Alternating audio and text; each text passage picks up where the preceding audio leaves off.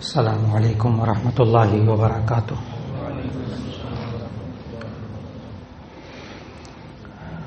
نحمده ونصلي على رسوله الكريم، اما بعد فاعوذ باللہ من الشیطان الرجیم، بسم اللہ الرحمن الرحیم۔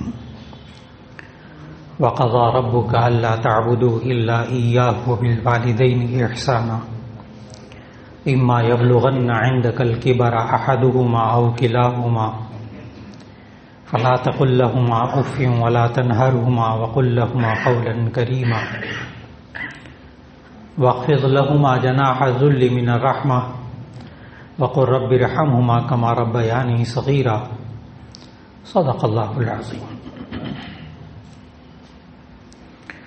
اللہ رب العزت جو ہم سب کا خالق ہے، ہمارے جسموں کا بھی خالق ہے، ہمارے ذہنوں کا بھی خالق ہے، ہمارے بچوں کا، ہمارے بچیوں کا بھی وہ خالق ہے۔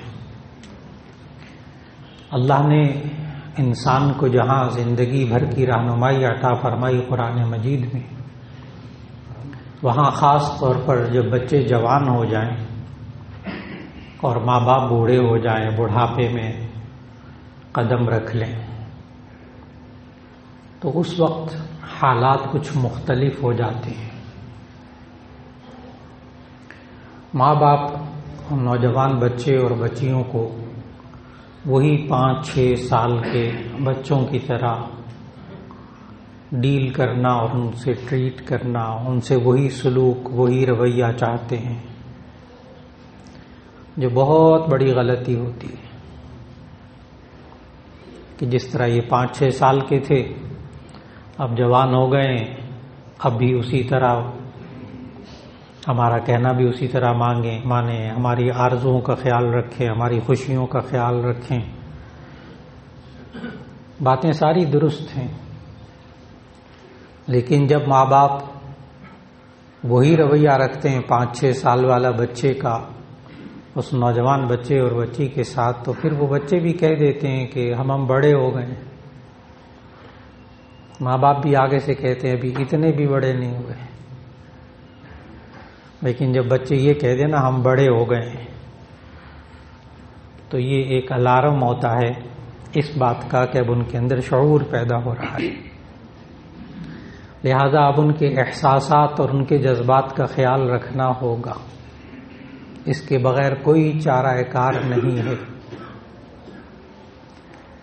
اور اگر ہم ان کے احساسات، ان کے جذبات، ان کی ضروریات کا خیال نہیں رکھیں گے جائز حدود تک، شرعی حد کے اندر رہتے ہوئے، تو پھر آپس میں تعارض پیش آئے گا، آپس میں حسن سلوک نہیں رہے گا، آپس کے رویے اچھے نہیں رہیں گے، دلی رنجشیں پیدا ہو جائیں گی، بچوں کی تربیت میں کمی آ جائے گی، گھر کے ماحول کا سکون کم ہو جائے گا یا ختم ہو جائے گا۔ اور اس حد تک نوبت پہنچتی ہے کہ پھر ماں باپ کہہ دیتے ہیں ہمیں تمہاری شکل دیکھنے کو دل نہیں کرتا، اور بسا اوقات بچے کہہ دیتے ہیں ماں باپ کے سامنے آپ کی شکل دیکھنے کو دل نہیں کرتا۔ اس وقت تک بہت دیر ہو چکی ہوتی ہے، بہت دیر ہو چکی ہوتی ہے، اگرچہ پھر بھی ناممکن نہیں ہے سب کچھ، ابھی بھی بہت کچھ ممکن ہے۔ اس کے لیے اس بات کو سمجھنا ہوگا کہ ہمیں اللہ اور اس کے رسول صلی اللہ علیہ وسلم نے جوان بچوں اور بچیوں کے ساتھ کیا رویہ رکھنے کا حکم دیا، اور جوان بچے اور بچیوں کو کیا حکم دیا کہ تم کیا کرو۔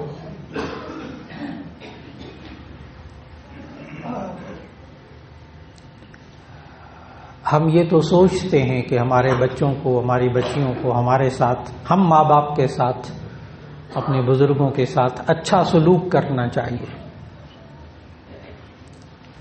لیکن وہ اچھا سلوک کیسے ہوتا ہے؟ وہ ہمارے ذہنوں کی کچھ باتیں تخلیق کی ہوئی ہوتی ہیں، ہمارے ذہن میں کچھ باتیں ہوتی ہیں، وہ پوری کریں تو ہم کہتے ہیں یہ حسن سلوک ہے۔ لیکن اگر خالق کے بتائے ہوئے اصول سامنے آ جائیں تو اس سے بہتر کوئی اصول نہیں ہو سکتے جو اللہ نے بتائے. اور اللہ کے بتائے ہوئے جو اصول ہوتے ہیں وہ آپ اچھی طرح ذہن میں رکھیے گا، وہ صرف مکہ مدینے والوں کے لیے نہیں تھے، وہ تمام ملکوں میں رہنے والے انسانوں کے بچوں کا وہی خالق ہے. قرآن حکیم کے ایسے اصول ہیں جو ہر سرزمین کے بچوں کے لیے، ہر رنگ و نسل کے بچوں کے لیے، ہر زبان بولنے والے بچوں کے لیے.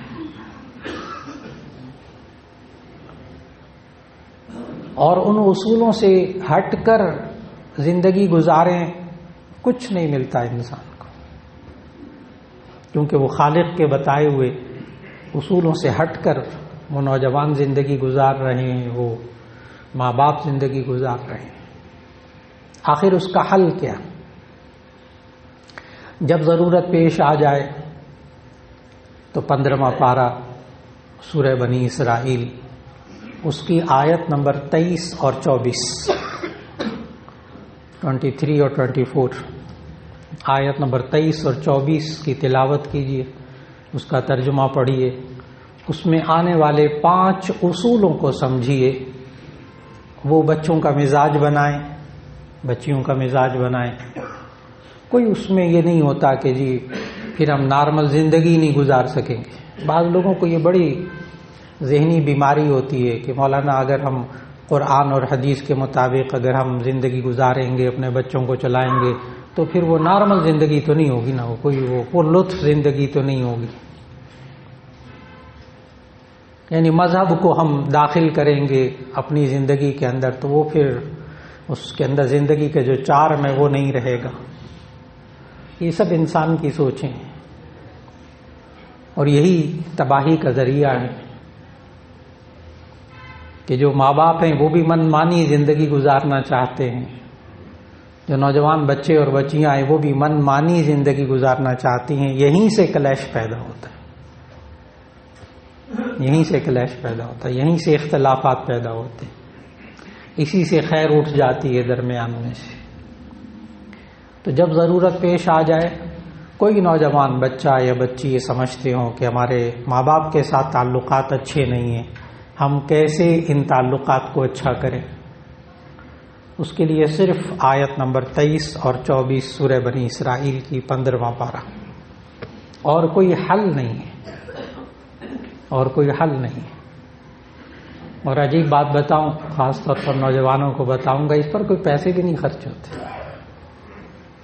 ان 5 اصولوں پر عمل کرنے سے کوئی پیسے نہیں خرچ ہوتے،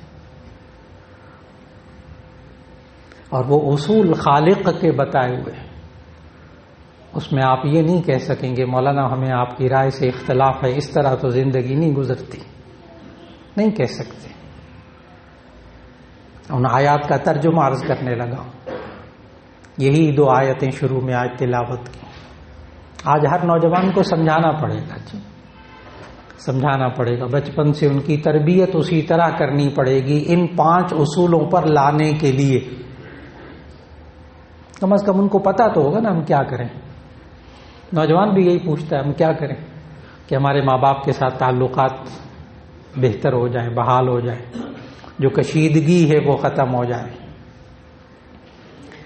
اور ماں باپ بھی کبھی یہ غلطی نہ کریں، کبھی یہ غلطی نہ کریں. کبھی بچوں سے 1 ہفتہ 2 ہفتے ان سے ملاقات بھی نہیں کر رہے، ان سے بات چیت بھی نہیں کر رہے، بات چیت بھی بند کی ہوئی ہے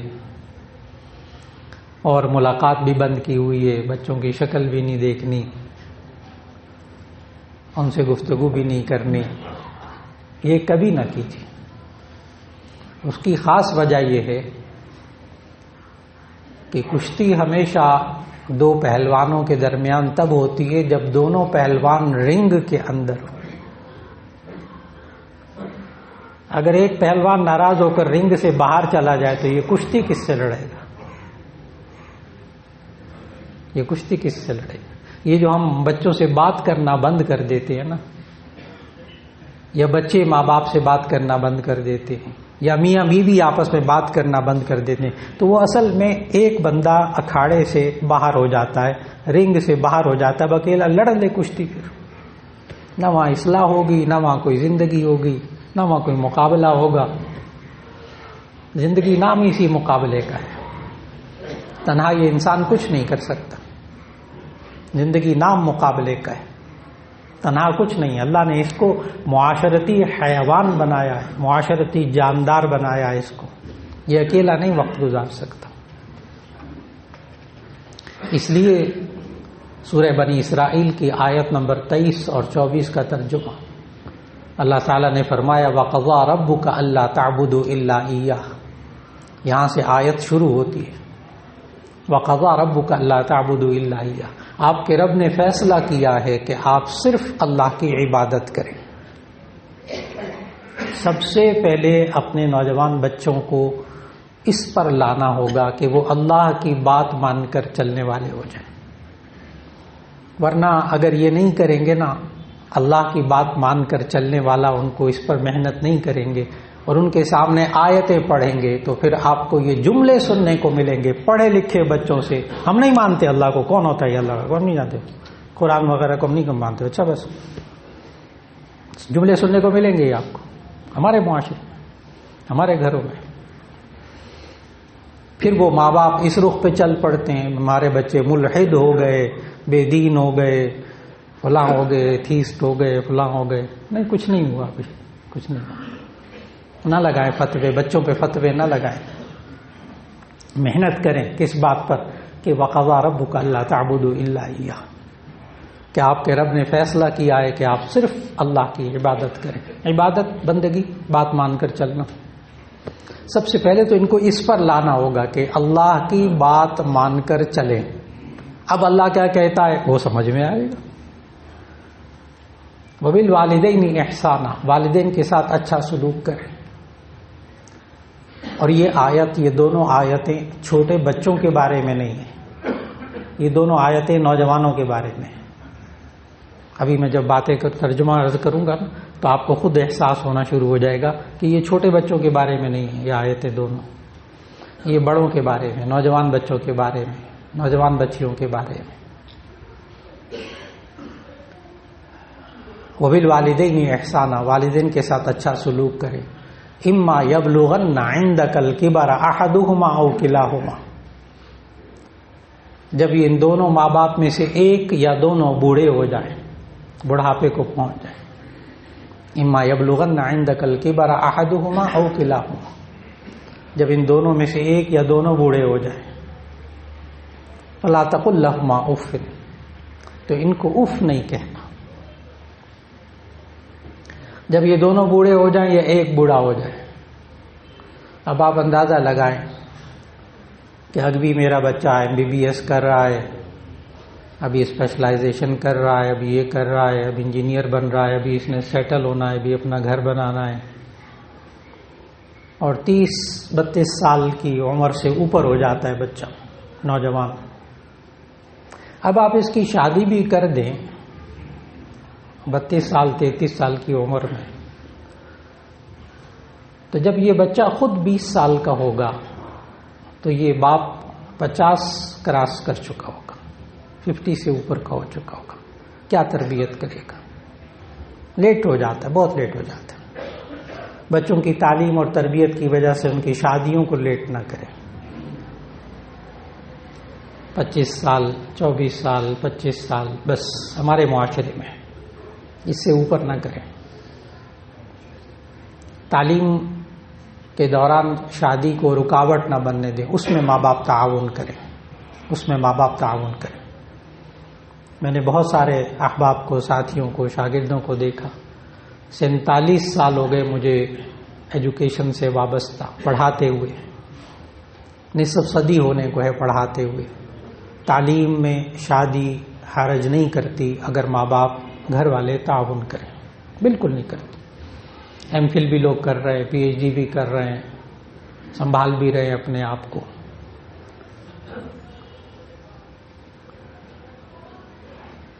لیکن جب زیادہ عمر کی شادیاں ہوں گی تو ایسی صورت میں پھر اولاد کی تربیت میں فرق آنا شروع ہو جائے گا. اما یبلغن عندک الکبر احدہما او کلاہما، جب دونوں بوڑھے ہو جائیں یا ایک بوڑھا ہو جائے، فلا تقل لہما اف، تو ان دونوں کو اف نہیں کہنا. عربی زبان میں اف کہتے ہیں تکلیف کی آواز کو بھی، یعنی ہلکی سی جو بات جس سے ان کو تکلیف پہنچے وہ بھی نہیں کہنی. یہاں سے اللہ نے ماں باپ کے درمیان جوان اولاد کے کلیش کی جڑیں کاٹی. اللہ نے اس لفظ سے جڑیں کاٹ دی اس کلیش کی، جو اتنا بڑا درخت بن جاتا ہے بعد میں. چنانچہ اصول فقہ کی کتاب ہے، علماء کو پڑھاتے، درس نظامی میں شامل ہے، اصول الشاشی اصول فقہ. تو وہاں انہوں نے اس آیت کو لے کر، اس آیت کے اس حصے کو لے کر ایک بات کہی ہے کہ فلا تقل لہما اف، کہ ماں باپ کو اف بھی نہ کہو، یعنی تکلیف کی ہلکی سی آواز بھی نہ کہو، ہلکی سی بات بھی نہ کرو جس سے ان کو تکلیف پہنچے. تو انہوں نے لکھا کہ وہ تحریم الضرب والشتم لابویہ، اس سے ثابت ہوتا ہے کہ ماں باپ کو گالی دینا اور ماں باپ کو مارنا حرام ہے. کہ جب اف کہنا منع کر دیا گیا تو گالی دینا یا ان کے اوپر ہاتھ اٹھانا یہ تو حرام ہے، گناہ کبیرہ ہے. شروع سے مزاج بنایا جائے. یہ نوجوان بچے جب جوان ہو جائے اس کے بعد ان کو آیتیں سنانا، اس میں بہت محنت ہوتی ہے، پھر ان آیتوں پہ لانے پہ بہت وقت لگتا ہے. شروع سے سمجھایا جائے کہ ماں باپ کو تکلیف نہ دیں. نمبر 2 اصول، 5 اصول ہیں کل اس 2 آیتوں میں. نمبر 2 لا تنہرہما، لا تقل لہما اف ولا تنہرہما، ان دونوں کو جھڑکنا نہیں. یہ لفظ بھی بتا رہا ہے کہ یہ جوان بچوں کے لیے، اس لیے کہ چھوٹا بچہ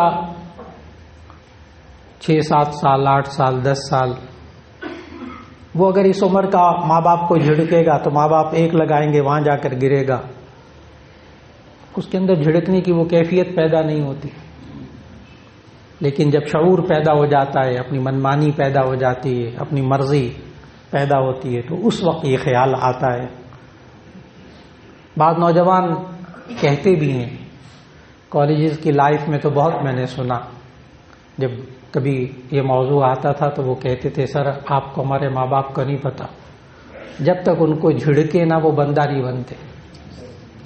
یہ لفظ سنے اپنے کانوں سے کہ ماں باپ کو جب تک جھڑکے نہ وہ بندہ نہیں بنتے، کیونکہ نوجوان فکر مند ہے اس بارے میں کہ اپنے ماں باپ کو کیسے بندہ بنا کے رکھے. ماں باپ بھی فکر مند ہیں کہ بندہ بن جائیں گے، لیکن بچے بھی یہی سوچ رہے ہیں کہ ہم ماں باپ کو کیسے بندہ بنائیں.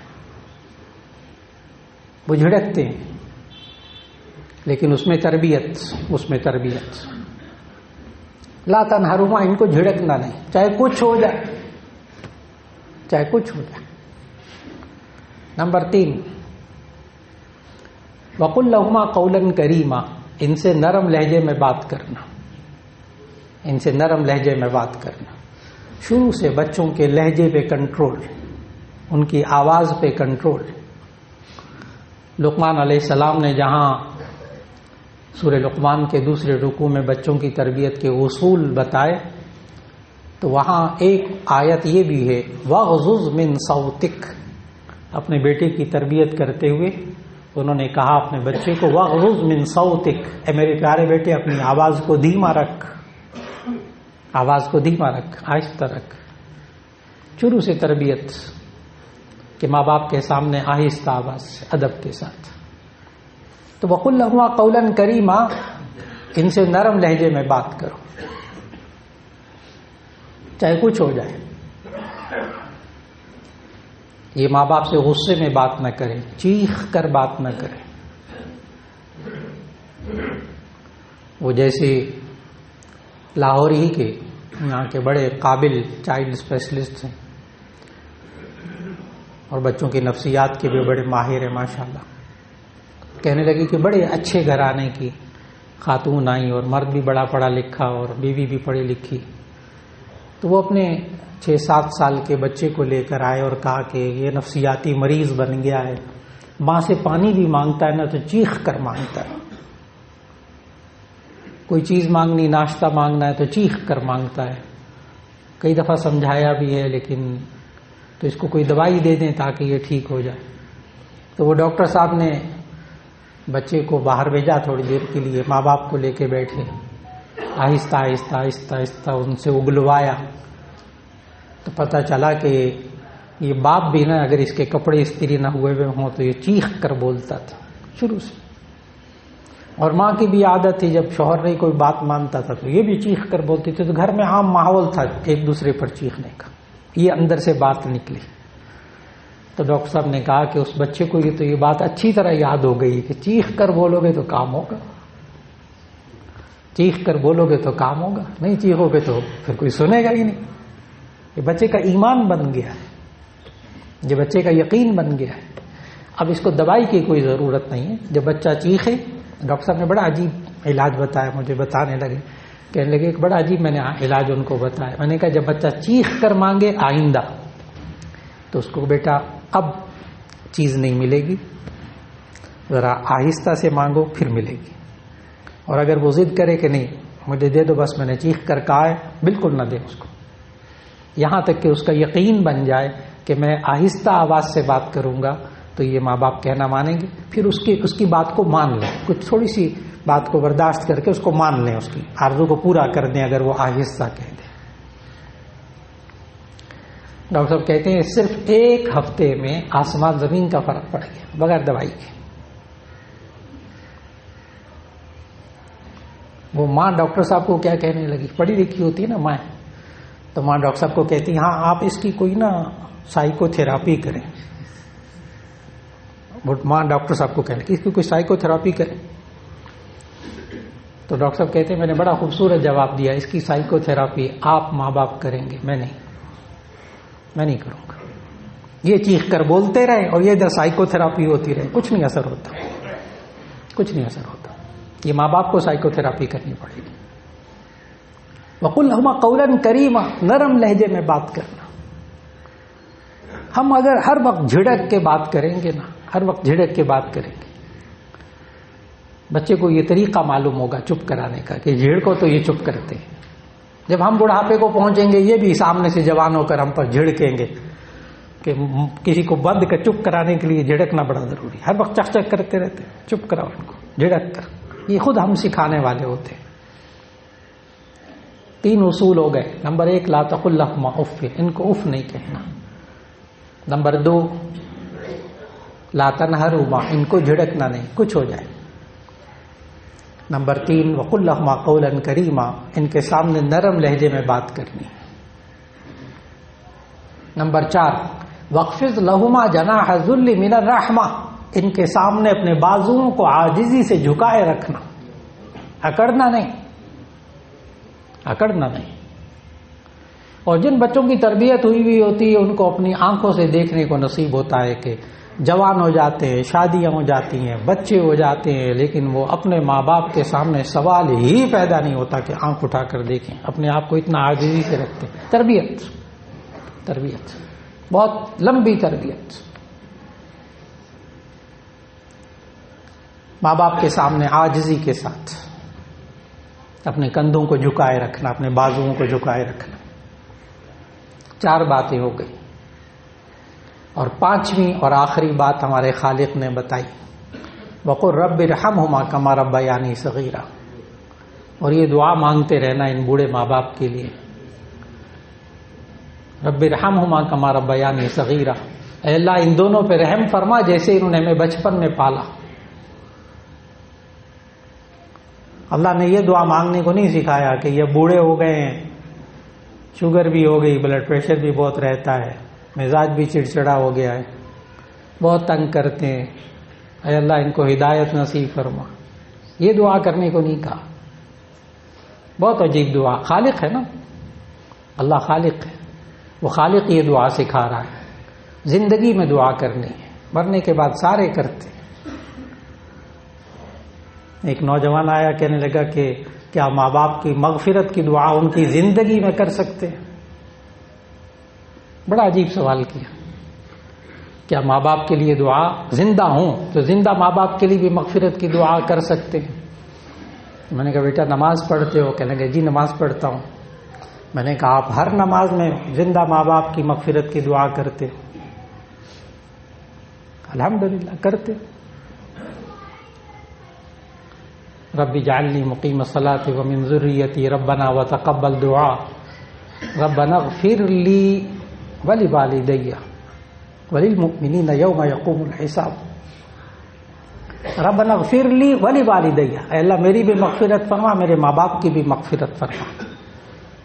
یہ ان کے مرنے کی دعا نہیں ہوتی، آگے بھی پورا ترجمہ ذہن میں رکھیے گا، کیونکہ لوگوں کے ذہن میں یہی ہوتا ہے کہ مغفرت کی دعا زندہ ماں باپ کے لیے مانگے تو سمجھ میں آئے گا پتہ نہیں ہم ان کو مارنا چاہتے ہیں۔ جی نہیں، پورا ترجمہ ذہن میں رکھیے گا دعا کا، ربنا اغفر لی ولوالدی وللمؤمنین یوم یقوم الحساب۔ اے اللہ میری مغفرت فرما، میرے ماں باپ کی مغفرت فرما، تمام ایمان والوں کی، یوم یقوم الحساب، جس دن کے حساب قائم ہو اس دن ان پر مغفرت فرما۔ تو ماں باپ کی زندگی میں ماں باپ کی مغفرت کی دعا بھی کرنی چاہیے، ہر بندہ کرتا، اللہ نے سکھائی۔ اور اس کے ساتھ ساتھ یہ دعا رب ارحمہما کما ربیانی صغیرا، اے اللہ ان دونوں پہ رحم فرما جیسے انہوں نے ہمیں بچپن میں پالا، کیونکہ ماں باپ نے بچپن میں جو پالا ان بچوں کو وہ بھی رحم کھا کے پالا، وہ بھی رحم کھا کے پالا۔ یہی ماں باپ جب بچے تھے، یہ جو بچے آج کل اکڑ کر بولتے ہیں نا، ماں باپ کو جھڑکتے ہیں، اکڑ کے بولتے ہیں، بدتمیزی سے بولتے ہیں، ان کو خود نہیں پتا کہ ماں باپ نے ان کے ساتھ کیا کیا۔ یہ کسی چھوٹے بچے کو دیکھیں، دودھ پیتے بچے کو، کہ دودھ پیتا بچہ یہی جو ماں باپ کے سامنے اکڑ رہا ہے نا، بدتمیزی کر رہا ہے، بول رہا ہے، تکلیف پہنچا رہا ہے، ہر بات پہ تکلیف پہنچاتا ہے۔ سوچے کہ یہ ایک ایسے وقت میں تھا ماں باپ کی گود میں جب اپنی بھوک نہیں بتا سکتا تھا، اپنی تکلیف نہیں بتا سکتا تھا، اپنا درد نہیں، پیٹ میں درد ہے، کان میں درد ہے، نہیں بتا سکتا تھا۔ یہ تو گندگی کر کے، پیشاب کر کے، گندگی کر کے بتا بھی نہیں سکتا تھا کہ یہ گندگی ہو گئی، ماں تو صاف کر دے۔ یہ تو ماں کے اندر اللہ نے کمال کی چیز رکھی ہے کہ وہ بچے کی رونے کی ٹیون سن کے نا، اس کی آواز کا اتار چڑھاؤ سن کر فوراً پہچان جاتی ہے اس کی میں نے نیپی بدلنی ہے، یا اس کو بھوک لگی ہے، یا اس کو تکلیف ہو رہی ہے۔ کمال، اتنا قابل رحم تھا یہ، نہ اپنے کپڑے بدل سکتا تھا، نہ کھا پی سکتا تھا، نہ اپنی تکلیف بتا سکتا تھا۔ اتنی قابل رحم حالت میں ماں باپ نے پرورش کی ہے۔ اللہ نے پھر یہ دعا کرنے کو کہا کہ اب یہ دعا کیا کرو، رب ارحمہما کما ربیانی صغیرا، اے اللہ ان دونوں پہ رحم فرما جیسے انہوں نے میں بچپن میں پالا۔ آج کا موضوع یہی تھا صرف، کہ آج بسا اوقات نوجوان بچے اور بچیاں ماں باپ کے لیے بہت تکلیف دہ حالات پیدا کر دیتے ہیں، بہت بے چینی، بہت بے سکونی پیدا کر دیتے ہیں۔ آخر اس کا علاج کیا؟ اس کے لیے سورہ بنی اسرائیل کی آیت نمبر 23 اور 24 پڑھیے، اس میں آنے والے ان 5 اصولوں کو جو خالق نے بتائے اس پر نوجوان بچے اور بچیوں کو لائیے، انشاءاللہ وہی گھر سکون کا، آرام کا، راحت کا ذریعہ بن جائے گا۔ وآخر دعوانا ان الحمد للہ رب العالمین۔